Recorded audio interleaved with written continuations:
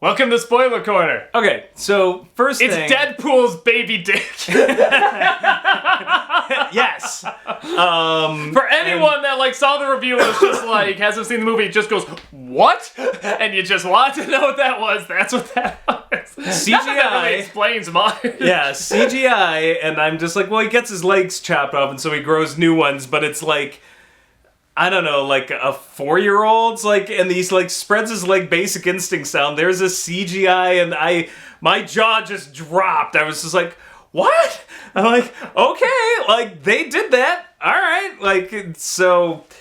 That was one of the few, I think that, and then him, quote-unquote, dying at the end, those are, the only two jokes where I was like, it's going on a little bit. You gotta cut this down a Awkward. bit. But, because they're just talking about the baby legs for, so long. So, yeah, let's see, spoiler corner. Killing her off in the beginning, I don't like that at all. It was very woman in the fridge a little bit. It was totally girlfriend in the fridge, and...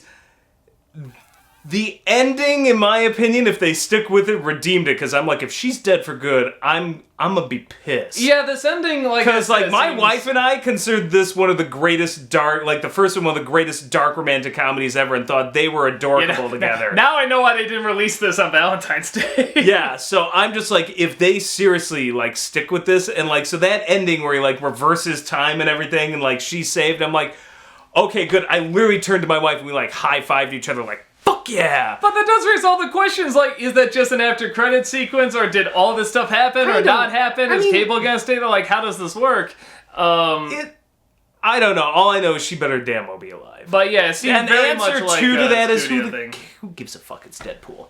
But that's, again, it kind of feels like a studio thing where it's well, we'll see, because we're not sure. I don't know. She better be alive, because that was pissing me off. It's always a little... really pissing me off. And not in that, well, that's the point, Rob. It's supposed to be because you feel sorry for the character. I was like, no, it's just annoying me because I was like, no, that's lazy writing, and not in it's been done to wink. death. I'm like, not the wink lazy writing kind of way. I'm just like, no, that's just fucking lazy writing. There's no way to ironically get out of that with a joke. Yeah. I'm like, it was lazy writing, and I'm just like, okay, if you did it this once and she's alive anyway, and it was a plot point to get through this, I will give you a pass. But she better be freaking alive. And those credits where they're what? They killed her off? What? And I'm thinking to myself, this is not that new a trick. This trick has been done a lot.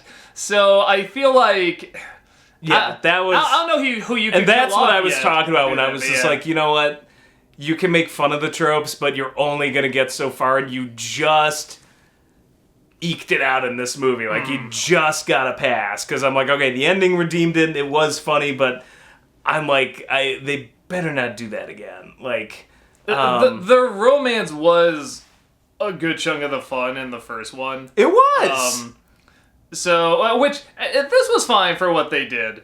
But yeah, you're right. That was part of the fun. It's very the Ewoks movies where the whole first film is them saving the family. Then the family just dies in the first 2 minutes. Yeah. Yeah. Of the second it's just film. that was the point of the first movie. Battle for Endor, which scarred us as children. Yeah.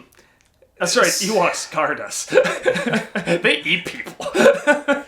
Yeah, those Ewoks are messed up. The two X-Men team jokes. One is that they actually do have the whole cast there. And they're to the side, and they just close the door. Yeah. Oh my god! And the way they all look shh. Yeah. And just the way Beast kind of goes.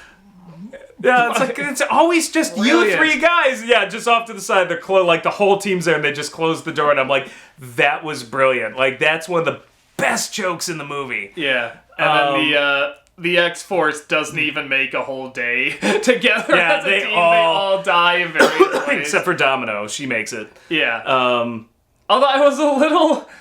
When the guy says the Mojo universe, there was a part of me that's just like, ooh, are we gonna see Mojo? See that. And it's like, oh, it's like that. Christ, how amazing would it be? How much of just a middle finger almost, but to do an X-Men movie based on Mojo, and it's the most authentic X-Men movie. The only X-Men movie where they got everything right, and it's Mojo.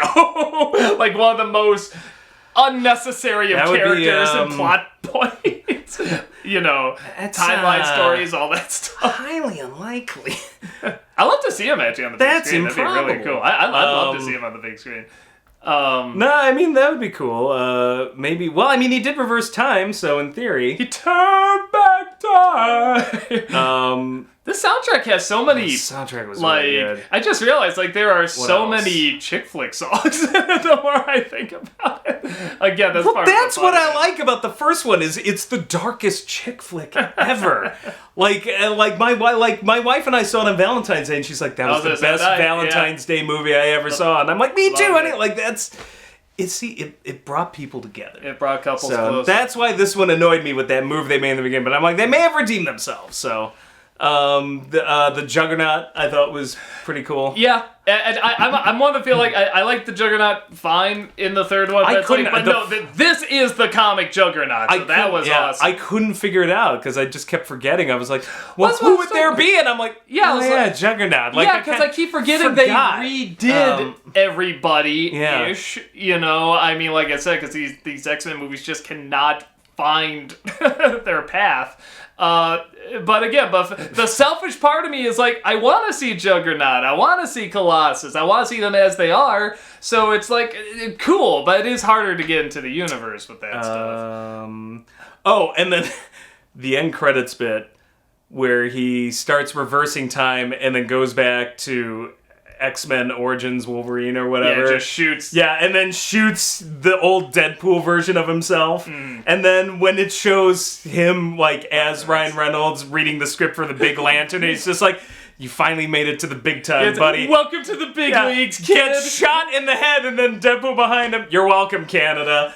That got the biggest laugh, I think, of the theater that we saw it at. Well, it's the fact that he just had himself as, this young, naive, here I'm gonna make it, it's gonna be okay. It's just... And, because we reviewed that movie, and that movie's legit terrible. Yeah, it's really bad. And the funny thing is, I never felt the need to blame Ryan Reynolds. I felt he was miscast in that whoever was, the direction on him was all wrong. Just everything was wrong. It didn't work. But and he was just in an interview recently, and he revealed again that he's just Green Lantern was a low point for me, and so it's that must have been cathartic for him just to be like, yeah. It's always a shame because I know people work so hard on movies and stuff like that. I know. And you have to turn it into that hard, but it's that movie is so old now, and it's I think it is just kind of a joke. All these people have gone on to other careers. It was cathartic for him, and I feel like it was cathartic for us and all of those who watch Green Lantern. Just to see even him just be like, no, F this movie. Well, see, this was terrible. To me, and I was it felt really good. I think it felt good for everybody to see that. For me, it's more knowing that Ryan Reynolds was such a Deadpool fan and having him do that in X-Men Origins, that badly. Just knowing that it's this isn't anywhere close. I wanted to play Deadpool. I think both of them work together because, it's Deadpool killing the old Deadpool in that sense, and him being such a Deadpool fan. But in the case of Green Lantern, it's him living his dream of bringing Deadpool to life, killing the old studio piece of crap that he had to star in, the old version of him that thought, this was going to be the ticket. Because I don't think it was. I think it set him back. Probably. Green Lantern set him back, and in a weird way, the proposal got him out of that. You know what, though? In a weird way, I feel like maybe this all worked for the best, because Deadpool is his kind of passion project here, and I feel like maybe if he had success with Green Lantern, we wouldn't have gotten. He would have gone off with that and be like, "Well, no, you can't do. You're Green Lantern now. You can't do this R-rated you're now in these PG-13 comic book movies. So maybe it worked out for the best. Maybe that being a disaster actually is what led him here. So it's either way. I thought it was just one of the best scenes in the movie, that end credit sequence. So and then nothing at the end, except for Fox is don't wait. Don't pirate this. Jesus. Thanks. I waited 2 minutes for that. Yeah, they tell all the people, remember, piracy is wrong. We're not going to give you your end credits, but piracy is wrong. And all the Deadpool trolls out there are going to be like, I'm going to pirate the hell out of this movie. Just for that, for not giving me the end credits. Yeah, I feel like you just increased the chance that this film's going to get pirated by making a whole bunch of Deadpool fans who are all trollish to begin with wait for nothing. Yeah, and end on that. But yeah, can't think of too much else. No, that was pretty much it. I just wanted to mention those things because I thought they were great. So yeah, except for the first one, the first one was the baby dick, and I thought that was awkward, a little unsettling. Which I think was the intent. And then killing his girlfriend off, I thought was not great. So, but apart from that, I thought everything else was great. Yeah, no, it did. Solid movie, man. And that X-Men bit made me laugh so hard. Yeah, that's probably the hardest I laughed. You know what? The one thing I was shocked they didn't have, probably understandably so, but no Hugh Jackman. I thought they would have had him actually. In the movie? Yeah, like they used the footage of him from X-Men Origins, but I really thought they would have had him walk on or do something. Again, and maybe in the third film, maybe they're saving it, but save the best for last. Maybe, yeah. But yeah, what they did with X-Men Origins was very, very funny. So, that's about it. Go see it. Well, if you're watching this, you've already seen it. But, I don't know, you're just a glutton for punishment. You like things getting just had to know what the baby dick was. Had to know what that was about. Yeah. So, it's not Ryan Reynolds, so I guess that's how they got around it. So, that's about it. We'll see you later.